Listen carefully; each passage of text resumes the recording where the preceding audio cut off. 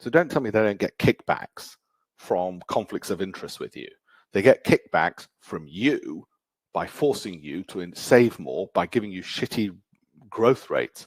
Giving you shitty growth rates is in their interest, because guess what? They don't get paid on performance fees. They get paid by assets under management.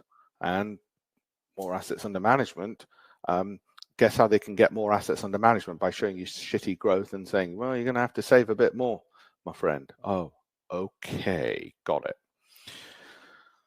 Another problem, news. Do not gamble before the news. That's not what we do. We are not here to work on narratives and stories. I know people love it. I know it's great on CNBC. And, you know, for 5 years, I had my show on Bloomberg TV, Tuesdays and Wednesdays. And yeah, I know, we love talking news. Don't do that in your bloody pension. It'd be the most stupidest thing to do. I'm not the only one who said that. Daniel Kahneman, who I used to write about in my FT column, got the Nobel Prize in Economics for showing why you shouldn't do that. So did Richard Thaler. Similarly, do not try to outsmart anyone. My job is not to try and outsmart either Goldman Sachs or anybody else. I am not on the opposite side of the table to all of these other people. I'm trying to ride their coattails. That's all.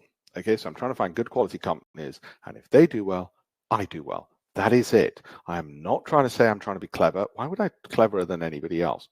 Okay, I'm going to put another poll up there. What I'm trying to do is just find simple, good quality companies. Then I too will live to 95, like Buffett, or longer, actually, in his case. So let me show you some other clever little things that you might not realize. We are not, and you should not think that I'm in the crystal ball business. As I keep repeating, I do not have a time machine, and that is not my job. The job of a journalist is to make out, or a fund manager or an IFA is to make out they've got crystal balls and they can see into the future because they're awfully clever. Now I'm telling you, I've got better qualifications than any fund manager you've ever put your money with. If you don't believe me, send me their names and I'll prove it. And I'm telling you now, it's bullshit if they're telling you that their degrees in economics or politics or law, and I've got all three of them, will help them become better fund managers. My secretary went from being my secretary after 2 years, for 2 years she was my secretary, went straight to Newton Investment Management as a fund manager. I can teach. My secretary, English literature graduate, part-time opera singer. Okay, no finance background. Anybody can get an fund management job. Doesn't mean they're good, okay? Or neither do we have balls of steel. What do I mean by that? I'm going to show you drawdowns. I don't want volatility. I would rather have sat out the Trump up and downing, and I'd rather have been out and wishing I was in than gone through the volatility, because I showed you 2022 and I don't want to take a 20% hit, 30% hit in my portfolio, my pension. So I'd rather sit out and miss a 10% gain. Now you might say, no, I'd rather be in all throughout all time. Well, then your life's even easier than mine, because you don't even have to make an exit decision. As long as you have quality companies, that's great. Okay, so don't have steel balls, don't have crystal balls, right? Just making that clear. I came up with this. Primed. Is your portfolio primed? All investing is about this. First of all, we want premium quality companies. What do I mean by that? Undervalued companies. Oh, that's weird. Nobody's voted on, will the Dow end up 2024? Or it's not coming up on mine. Hope that's all working okay on then. Okay, this is what I'm going to teach you in this webinar. And this is what a good quality portfolio, this is what actually making money is about, with investing in your pension, your portfolio, or anything else. First of all, quality companies, and I'm going to show you the database a little bit later on. The way I work out, is it a quality company? As you will know, okay, is it premium? Is it undervalued? In other words, for the profits it's producing, the profits, why do profits matter? I know it sounds obvious. Why do they matter? Because humans care about money. Okay, somebody goes, well, you know, what makes you think that that's important then?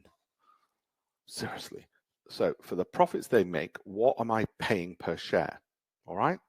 Profits per share. That's valuation. There's other ways to value things. Warren Buffett prefers looking at the balance sheet. I like looking at the P&L. Others like looking at the cash flow to work out valuations. How much cash is it generating is one way to work out valuation. Another is how much profits am I getting per share, unit share. Another way is to say, well, given all its assets, what if it burnt down? Okay, guess what? When you're buying a house, you look at valuation based on balance sheet. In other words, how much am I paying for the asset? When you're buying a rental property, you're looking at it on both cash flow and P&L, largely P&L. Okay, do you see the difference? There's different ways of valuing. When you say, well, what's the yield on it? You're really looking at cash flow and P&L. Balance sheet is when you're going to buy a home to live in. Do you see the slight differences? So we want that. We want it to be growing. None of these fit, by the way. None of these. So you can see how high my standards are. None of these meet our criteria. Some come close. We need all of these to be green. There's only one way to go through 10,000 companies which are eligible for my pension, my SIP, and my ISA. British companies, European companies, US companies, which are all eligible, and Chinese companies listed in the UK. In the US. Okay, there's Chinese companies in here. All of these I can put in my SIP or ISA, but the only way to go through it is this. That's the only way to look through 10,000 CVs. Okay, so I'll show you which ones I like, because first of all, I'm going to show you how many I don't like. 9,800. And I'm like Warren Buffett like that. I have a very, very high threshold for quality. You know why? Because it's my wife and son in that lifeboat. That's why. Retail clients are insane. They will throw their family under the bus when it comes to pensions investing or portfolio investing. They will roll the dice like they're in Vegas with no research, no due diligence, and they'll say, we'll just take a punt on that, shall we? See how it works out, because they've been led to believe, because it's never taught at schools, they've been led to believe it's all a gamble anyway. Well, guess what? There are people who actually have that attitude with marriage. You know, well, you never know. Just throw the dice, see what happens. That's how they have it with their investments as well. Okay. I want Croaky, which comes from Goldman Sachs Wealth Management. I stole it from them to be in the top 25% of all companies because they generate 30% per annum as a group, as a portfolio on average. That's what Goldman Sachs research showed. Not guaranteed. Sometimes people get fixated with that. They almost have a heart attack. I'm sure we've lost a few people as a result of me revealing that. Okay, ideally, I want a bit of momentum, but I'm not, wedded to it. Sortino is really important. Comes from the hedge fund industry. And here's how you tell if your IFA is a Muppet. Ask them what they did in 2022. Did they tell you to hold cash? No, Muppet. Ask them if they know what the Sortino is. No, Muppet. Sortino is a hedge fund industry thing. It's like a consultant. Now, don't you want a consultant teaching you, or do you want a GP? Okay, IFA is GP.